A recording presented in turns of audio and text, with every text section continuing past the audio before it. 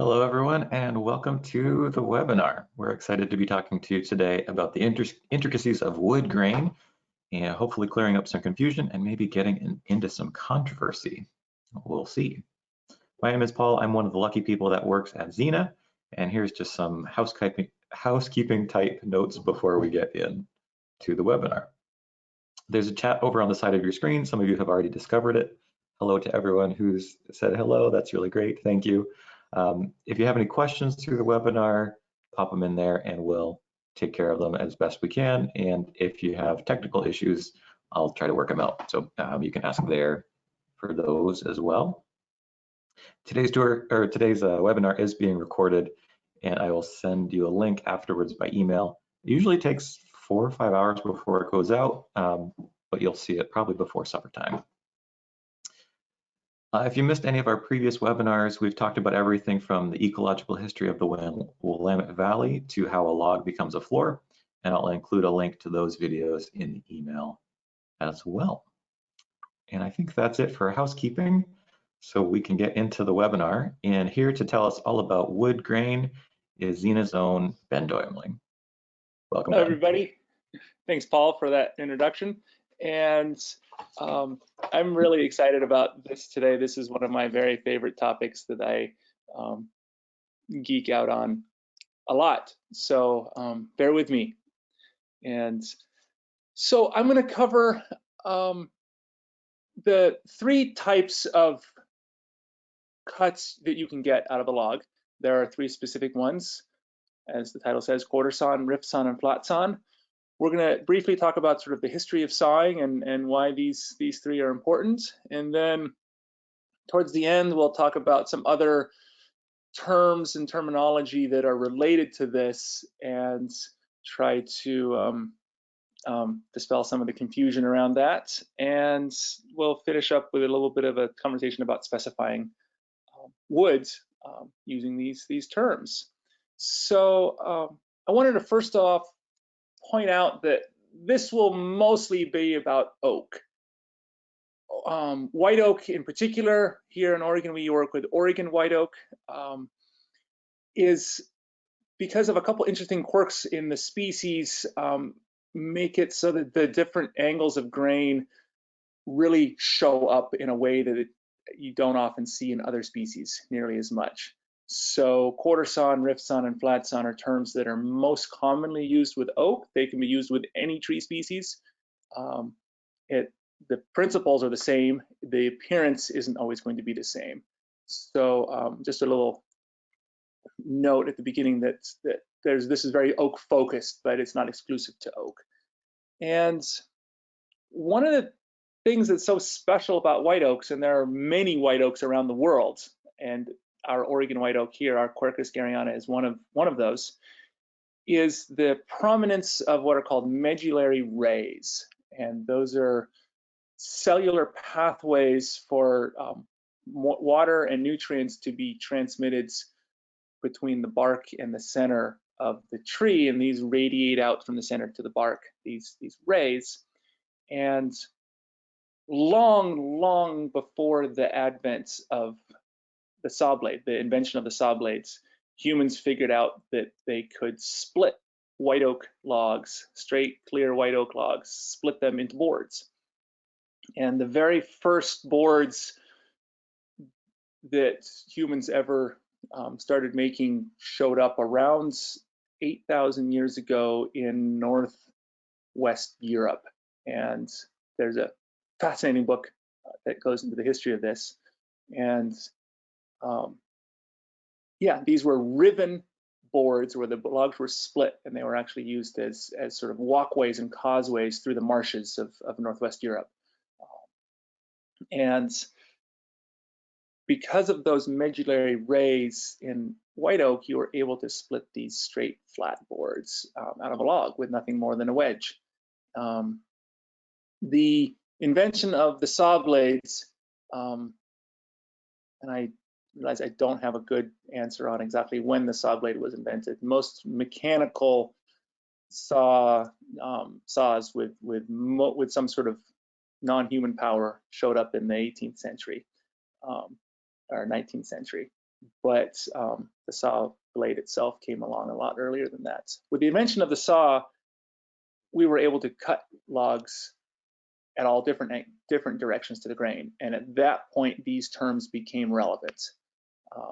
So without further ado, let's jump into a little quick primer. We're going to go into great detail on all of these, but just to start, this is a little diagram of the three different cuts, I guess, for lack of a better words: quartersawn, riftsawn, and flatsawn, where they come from in a log. And moving on to the next slides, quartersawn is it's a little bit of a misnomer because quartersawn refers to how the log is cut. The log is cut into a quarter, and then boards are cut off of that quarter, as you can see in this picture.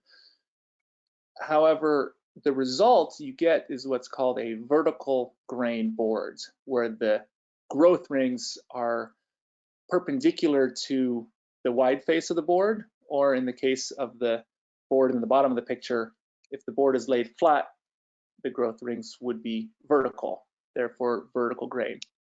So quartersawn is one way to achieve boards like that, but not the only way by any means. So often quartersawn is referred to as vertical grain. In Douglas fir, we often use the term CVG, which means clear vertical grain.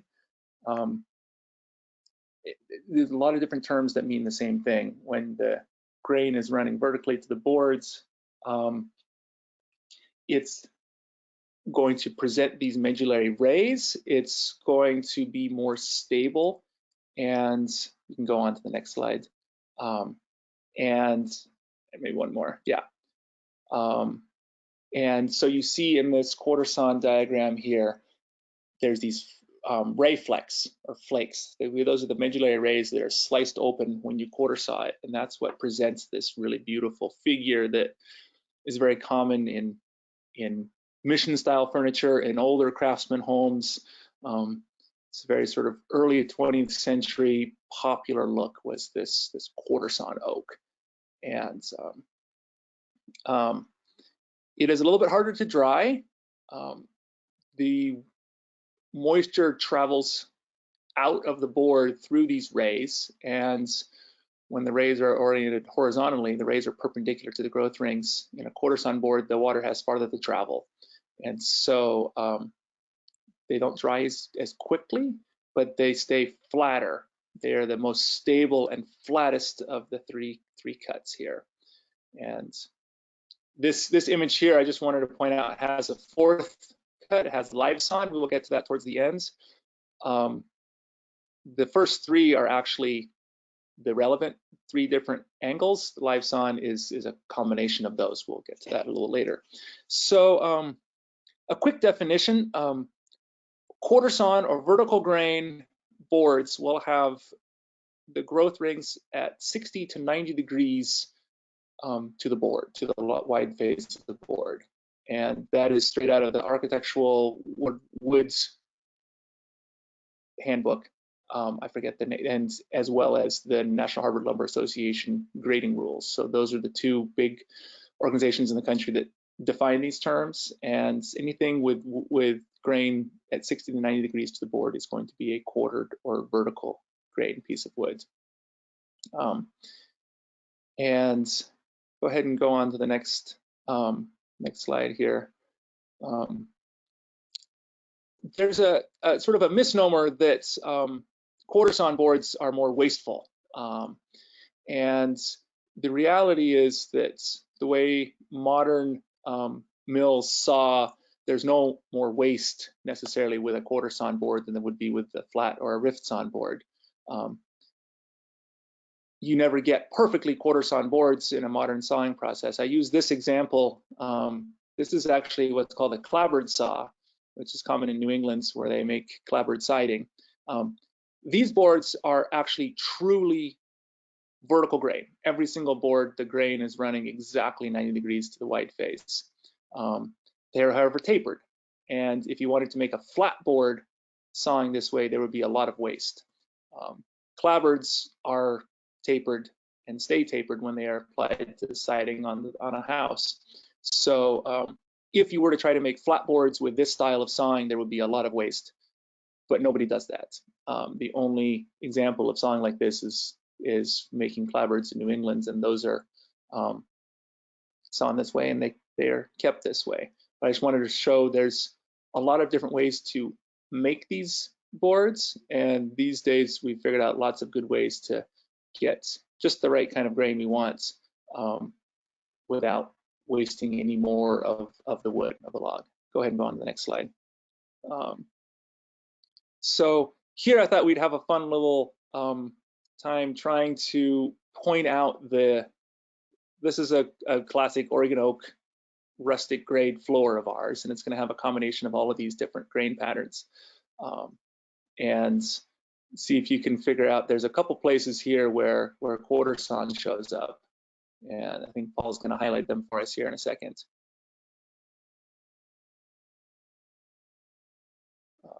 So there, it's where you see the flake, or those medullary rays, those stripes. That's the clearest outward indication on oak, at least, of a Quartersawn board.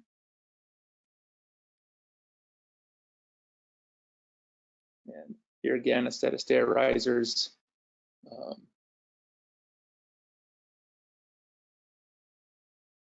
And that top riser, you can see those rays streaking across that board. That's a fully Quartersawn board.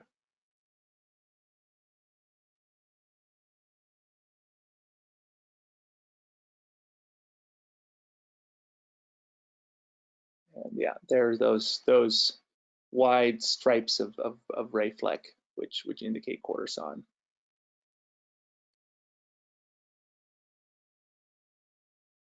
And moving on to Riftsawn, so go to the next slide. So here in this diagram, the most common way to saw both quarter and rift is these center two pictures. Quarter is going to be the widest boards coming from the first parts of the triangle of the quarter, and then the rift are going to be the narrower boards as we keep cutting that triangle down to nothing. Rift is defined as boards having grain anywhere from 30 to 60 degrees in relation to the wide face of the board. It's going to give you a very uniform look, what's often called comb grain. Those medullary rays get very small in their appearance, and these are also going to be the narrowest boards. The rift boards are always going to be the narrowest that you get out of the log. And go ahead to the next slide. Rift is a word that is ridiculously confusing. And we run into a lot of issues with this. This came off of Google this morning, and if this was the first image that showed up if you Googled Riftsawn and looked for an image. That's not Riftsawn. That does not meet the definition of boards with grain at 30 to 60 degrees oriented to the wide face. That Riftsawn diagram is going to give you perfectly vertical grain boards like you would get on that Clabbert saw. Also a point of order, the Quartersawn diagram, nobody saws Quartersawn that way. It would be almost impossible to find a way to hold a triangle of log, a quarter of a log, to saw that way. There's an interesting sort of etymological shift that has happened, because going back to what I said at the beginning about the very first boards, they were split out of logs, they were riven, and that's where the word rift comes from. So before the advent of saw blades, all boards were rift boards. They were perfectly vertical grain and were referred to as rift boards. At some point over the centuries, the word rift came to mean boards with grain at roughly 45 degrees to the board. How that shift came about, I don't know, but it has definitely come about, and all the authorities on the issue agree that the definition of rift is halfway between quarter and flatsawn. However, this pervades this idea that this image on the right here is a Riftsawn board. It's inaccurate. So there is a lot of confusion around what Rift is, and unfortunately, so much of the literature and diagrams that you find on the internet is incorrect. And it may have used to be called that, but these days it is not. And so I just wanted to point that out as something that's it makes things incredibly confusing. So let's go on to the next slide.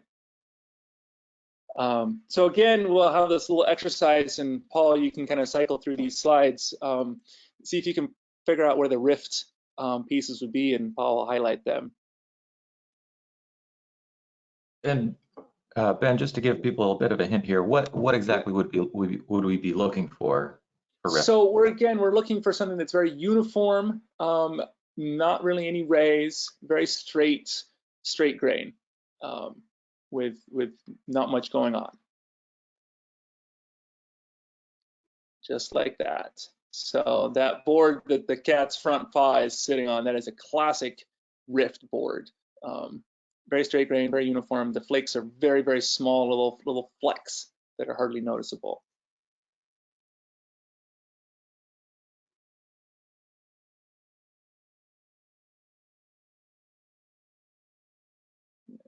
Yeah, same thing, very, very uniform grain.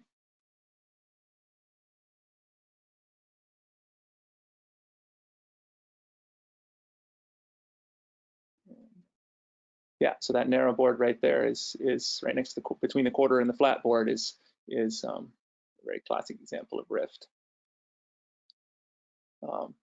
Rift is often something that you would see in mid-century modern. I feel like often has these sort of Rift boards. It's still quite popular today because of its uniformity. It's probably the scarcest and hardest to collect because it's the narrowest boards that we would get out of the log, and there's the fewest of the board of those three cuts that you would get out of any log. So it's quite scarce, but it's also quite popular, and we definitely sort for it regularly here at Xena. Go on to the next one, Paul. So flatsawn, I'm calling it flatsawn. It's often called plainsawn in the industry, or sometimes just referred to as PS for plainsawn. Flatsawn is going to have grain that is between 0 and 30 degrees to the face of the board. So the grain is running parallel to the wide face of the board most often. And what you get when you cut a board that way is you get a completely different look. You get what are called these cathedral patterns.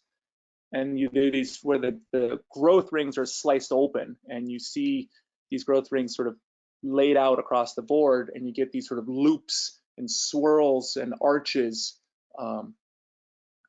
Thanks, Paul. Absolutely, just like these sort of, yeah, these cathedral patterns. And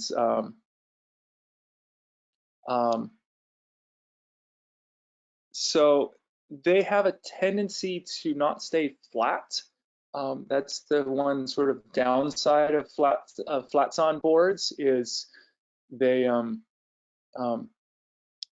like to cup when they dry, and the reason for that is if you have sapwood shrinks at a higher rate than heartwood does when a log is drying, and if you have sapwood on one side of the board and heartwood on the other side of the board, the top of the board will shrink faster than the underside of the board, and that will create a board that's going to cup and not stay flat.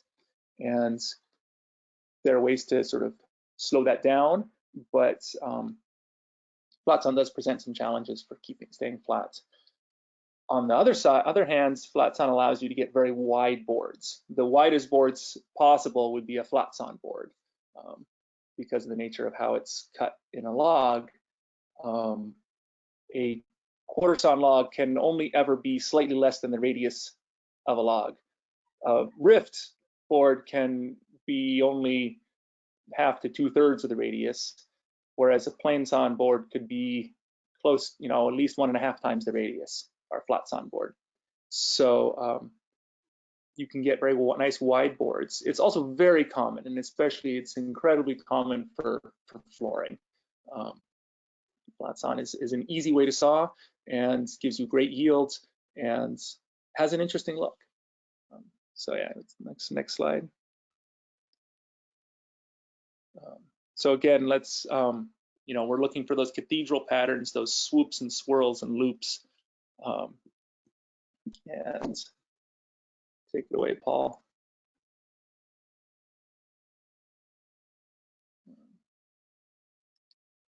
So flatsawn boards will often have more sapwood because they're often cut right on the surface, on the sides towards the outer part of the log.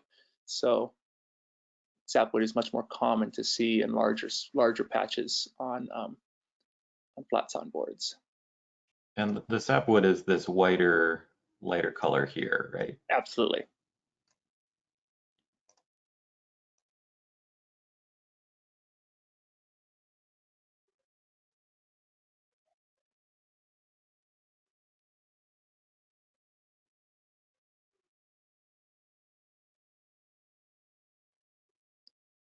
So that bottom board has lots of those little arches, those cathedrals across the board.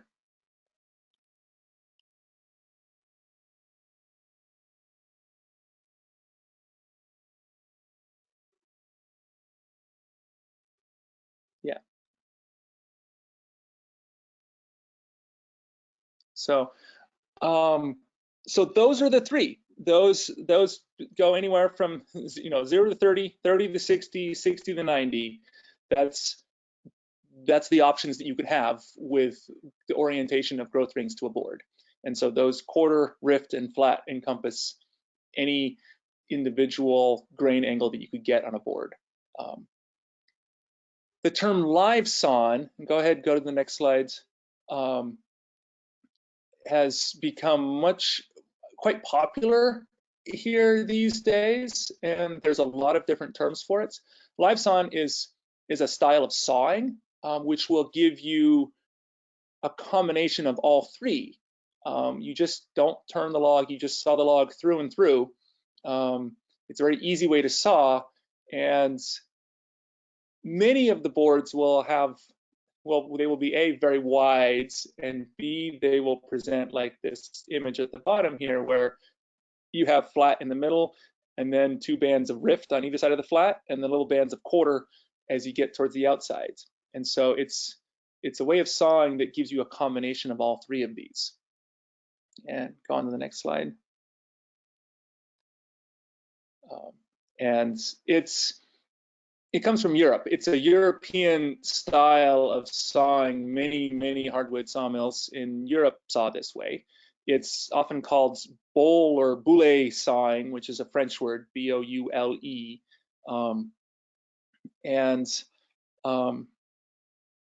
To that end, I think you have one more, I think, good image of what these look like here. So yeah, again, you can see a stripe of flatsawn grain in the middle, then a little bit of rift on either sides, and then quartered on the edges. So this would be the board just, one or two up from the very center is going to present like this. And as you go up towards the top, they're going to be fully flatsawn, and in the very center, it will be mostly quartersawn with a little stripe of pith in the middle. The pith is that center core right around the heart of the first couple of years of growth of the tree. And this can get very confusing because there's a lot of different words that describe this same style of sawing. And one popular one these days is called French cut. And the French are not the only ones who saw logs like this, but that is how many logs are sawn in France. And so French cut oak is a very popular term these days, which in theory would refer to a board like this. In practice, often just refers to flatsawn boards. And it's it's a new and flashy way to talk about flatsawn. Plainsawn or flatsawn isn't very glamorous, whereas French cut is a much more glamorous term, and in common parlance, that's what it's referring to. There's a little more of a misnomer, as sometimes you will see wood just referred to as French oak, and that's an allusion to the fact that it was French cut.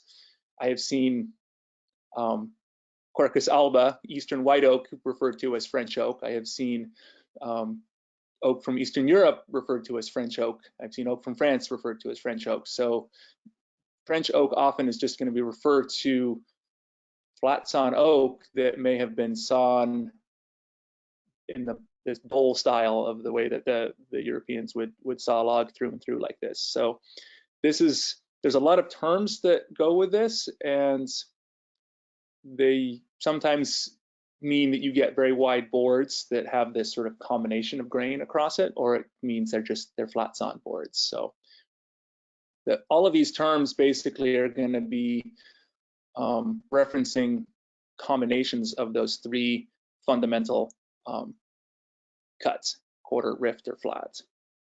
Go on to the next slide. Here's another example of a French cut or livesawn board, and the livesawn is a neat look if you can make it happen. These are very hard to keep flat, especially in these wide widths, but if you can keep it flat and stable, it's a nice way to get an interesting rustic grade, very wide board. And yeah, go on to the next slide, Paul. So in summary, a couple thoughts about actually specifying specifying wood and using these terms. Like I said earlier, rift is going to give you the narrowest boards. Quartered would be sort of in the middle, whereas flat will give you the widest boards. In general, if the log is big enough, we can still get fairly wide rift boards, but in general, those are the different width structures that we get in the three.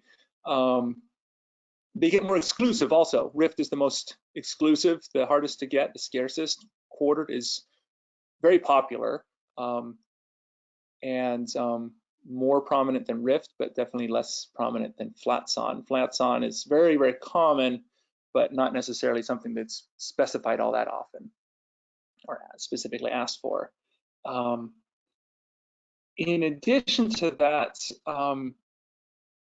often quartered and rift, and sometimes flat especially, are specified as a select board, where you want that particular grain orientation, but with no knots, with no defect of any sorts. And if you like the look, but you can incorporate some character, some knots into that board, that then opens up the availability quite a bit more, because with our Oregon oak trees, much of the wood that's coming out of there is going to have knots and rustic character in it. And the percentage of clear boards to begin with, whether they're flat, rift, or quarter, is 30% or less. And then if you start taking that 30% and separating out the different grain orientations, rift makes up about somewhere between 2 to 5% of the clear rift, makes up about 2 to 5% of the wood that we cut each day. And quartered makes up about maybe 10 to 15% that's clear and quartered. And so when you're thinking about specifying, it's always interesting to think about what are the sort of ecological implications of that specification. What is the scale of your project? Does the scale and scope of the project and the specification match or align with the resource? And sometimes it becomes a real challenge to come up with a critical amount of a certain spec. The narrower the spec is, the wider the spec, the more options there are, the more availability there is. That being said, one of the really fun things of what we can do here at Xena and what we do is to pay close attention to these different cuts and this different grain patterns and sort accordingly. And so we do a lot of this sorting, which we really enjoy, and have a lot of flexibility to find, you know, special cuts. So yeah, going forward, that's about it. I wanted to sort of end with, I obviously am very passionate about this, and I'm always happy to be a resource when there's questions about wood, technical wood questions, how wood is cut, what it's going to look like, what the availability is. We didn't even really talk about maple or ash or fir or any of those other species that grow around here, and there's subtle differences in all of those when it comes to these grain orientations. So I like to talk about this, so feel free to ask questions. And with that, I'm going to open up for questions and turn it over to Paul. Thanks, Ben. So if you have questions for Ben, pop them in the chat there, and I'll kind of wrangle them and ask them for you. Ben, I had a couple questions. And maybe you mentioned this already, but well, anyway, I'm going to change it. Sorry. If we go back to this diagram here that shows the different ways of sawing, which of these is most close to the way Xena saws?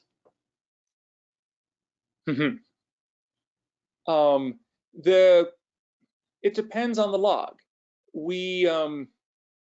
Some logs we will plain saw or flat saw because that's what the log wants. Sometimes logs with more knots, we want to flat saw them because then the knot will show up as a circle in the middle of the board, as opposed to if you quarter saw through a knot, the knot will be running parallel with the wide face, and then the board can break apart. So the log kind of tells us what we want to do. If the log is big enough, we will fully quarter sides. Often what we do is we will what I call half saw, where we will split the log in half and get quarter and rift boards out of a half of a log, as opposed to actually splitting it fully into quarters. And we do a bunch of combinations. Sometimes we will live saw halfway through and quarter saw or half saw the other half. And it really depends on the log and what it tells us. And that's one of the fun things about what we do is we're constantly adapting and our methods to the logs that show up on the sawmill. Nice. Thank you. A couple questions here. Well, first a comment from Dan. This is good. In softwoods, he says they'd call the Quartersawn knot a spike knot because it's a very pointy knot. I think we'd say the same in hardwoods. Yep. From Randy, is Quartersawn always the more dimensionally stable regardless of wood species? Yes. Different species have different levels of dimensional stability themselves, but I'm pretty confident about the fact that yes, across all wood species, Quartersawn is going to be the most dimensionally stable. The challenge with Quartersawn is sometimes the boards can have a sweep to them. They won't stay perfectly straight across their length if it's coming especially out of a smaller log and it's a fairly long board, but they will stay very flat. So yes, in that case, they are always going to be the most dimensionally stable. From Mark, he wants to know how these terms relate to veneer, like on a door. And it seems like the veneer he's seen seems to always have a mix of the three different grain patterns, more of the live-sawn look. So how do you make veneer? Veneer has its own. You can get all of these different looks in veneer. There are different ways of slicing. Most common, so softwood veneer, like we see on just regular old construction plywood, is going to be rotary sliced, which is going to be 100% flatsawn, where it's basically unrolling the log like a roll of toilet paper. And so the complete veneer sheet is going to be have the grain parallel with the wide face. With hardwood veneer, you can quarter slice it. There are actually there is a way to rift slice hardwood veneer. I've seen it. They take a quarter of a log and they attach it to a lathe where they then spin it, and the knife cuts at an angle, at a curve across the quartered cant to get you a rift piece of veneer. So there are some special technologies with veneer slicers that allow you to get a lot of different options. Livesawn or live sliced veneer, where you take a half log and then slice that, is also quite common. So you can get all of these and more with, well, all of these three with different styles of slicing for veneer. Yeah, veneer mills are insane. The technology, Yes, they are. just like shave off a tiny little piece of a log. From Matt, what's the difference between edge grain and face grain? So face, if you think of a board, so look at this image here, look down at the bottom. Edge grain is going to be, let's say this is these boards are 1x6s. The edge grain is going to be the 1-inch dimension. The face grain is going to be the 6-inch dimension. So depending how the board is cut, the edge grain could be quarter or flatsawn. The face grain could be quarter or flat. So looking at the flatsawn board over here on the left, face grain is flat, which means 90 degrees to that. The edge grain would be quartersawn. It would be the opposite for the quartersawn board. So edge grain is always the narrow dimension, face grain is the wide dimension. And when we're talking about quarter or rift, we're always, if somebody says it's a quartersawn board, they're always talking about the face grain. Yes. Matt, just to check, just wondering if we covered everything in your comment there. Feel free to give a follow-up. I want to make sure we cover everything that you were getting at. Oh, yeah. Sorry, everyone. Eva wants to know, do the different sawing methods change the hardness of the wood when working with it? No. There is, no, they don't. I'm trying to, I don't think there's there is maybe a small hardness difference on a flatsawn versus a quartersawn board. There are pretty significant strength and movement differences on flatsawn versus quartersawn. Quartersawn has a lot more strength and also will move less with seasonal changes in moisture and humidity. So, but from a density perspective, not much.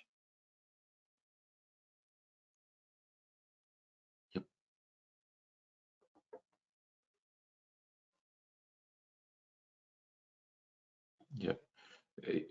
And oh, great question from Gary.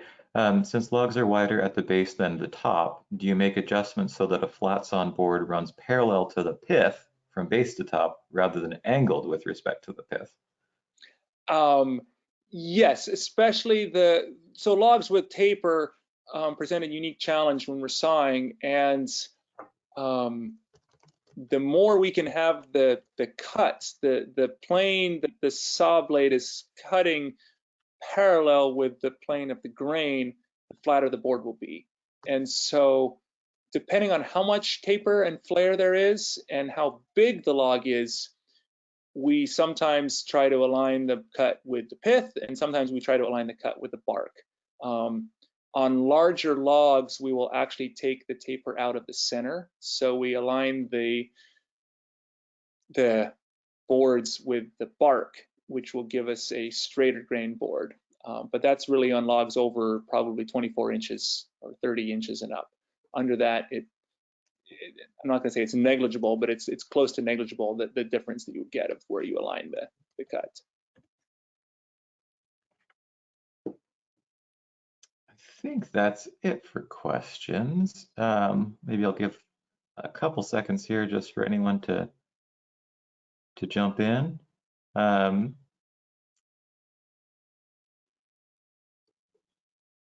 And looks like Dan is maybe writing a comment. Yeah, so yeah, people saying thank you. You're very welcome. Cool. So I think that's it for today's webinar. Big thank you to everyone for joining. Thanks, Ben, for the explanation of these complicated jargony terms. It's enough to make your head spin sometimes, and I appreciate the way you broke it down for us. If you have any more questions, you can respond to the email I'll send out later today, and we'll do our best to take care of them. Also, if you'd like to keep up to dates on development at the mill, I encourage you to sign up for our email newsletter. We send out infrequent emails about fun stuff like what's happening at Xena, as well as what we think about trees and forestry and sustainability. And if you're passionate about Oregon's forests and Oregon's trees, you can support them by specifying local wood, whether from Xena or from one of the other awesome producers in our state. And if you don't know where to begin, we're always happy to be a resource, so don't hesitate to ask. And we hope you can join us next month for our next webinar. Let me pull up that screen. That'll be on February 17th, and we're going to be talking about site finished flooring and pre-finished flooring and the differences between them, particularly which does a better job at storing carbon and combating climate change. So I hope you can join us for that. Should be a good one. And that's all we've got for today. Thanks so much for joining us, and we will see you next time. Thanks, Paul. Thanks, everybody, for joining.